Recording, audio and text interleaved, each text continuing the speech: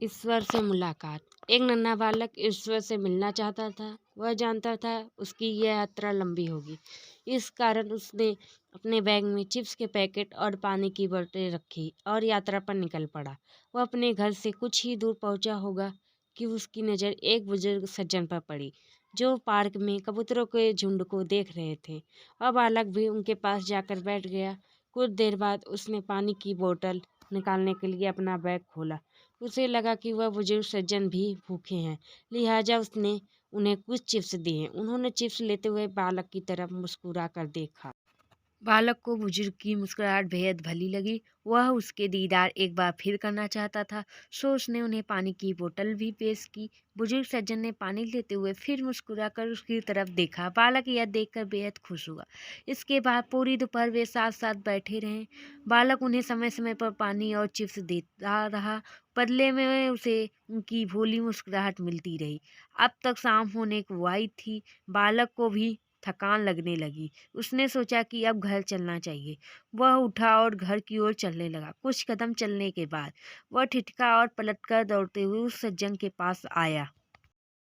उसने सज्जन को अपनी बाहों में भरा और बदले में बूढ़े सज्जन ने ओठों पर और भी बड़ी मुस्कुराहट लाते हुए उसका आभार प्रकट किया। कुछ देर बाद वह बालक अपने घर चला गया। दरवाज़ा उसकी माँ ने खोला और उसके ओठों पर खिलती मुस्कुराहट को देख पूछ बैठी, आज तुमने ऐसा क्या किया कि जो तुम इतने खुश हो? बालक ने जवाब दिया, आज मैंने ईश्वर के साथ लंच किया। इससे पहले कि मैं कुछ और पूछ दी, वह फिर बोला, तुम्हें मालूम है माँ, उनके जैसी मुस्कुराहट मैंने आज तक न देखी।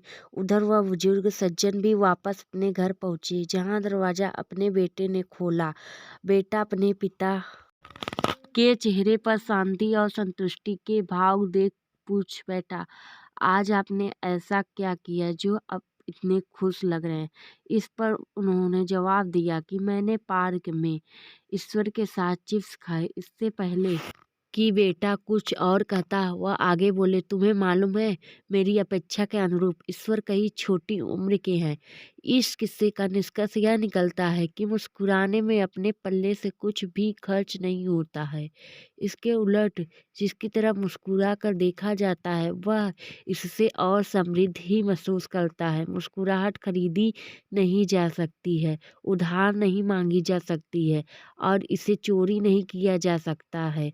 इसका तब तक कोई मूल्य नहीं है जब तक कि किसी को मुस्कुरा कर देखा नहीं जाए। इसके बावजूद कुछ लोग मुस्कुराने में थकान का अनुभव करते हैं। वे इसमें कंजूसी बरतते हैं। मुस्कुराने के महत्व को समझते हुए मुस्कुराएं। किसी को इससे ज़्यादा और क्या चाहिए कि कोई उससे देखकर मुस्कुराए। किसी की तरफ मुस्कुरा कर देखने से हमारा कुछ घटता नहीं, बल्कि संतुष्टि और प्रशंसा ही अनुभव होती है। दोस्तों, आपको ईश्वर से मुलाकात की कहानी कैसी लगी? कमेंट में गुड और बैड लिखकर ज़रूर बताएं।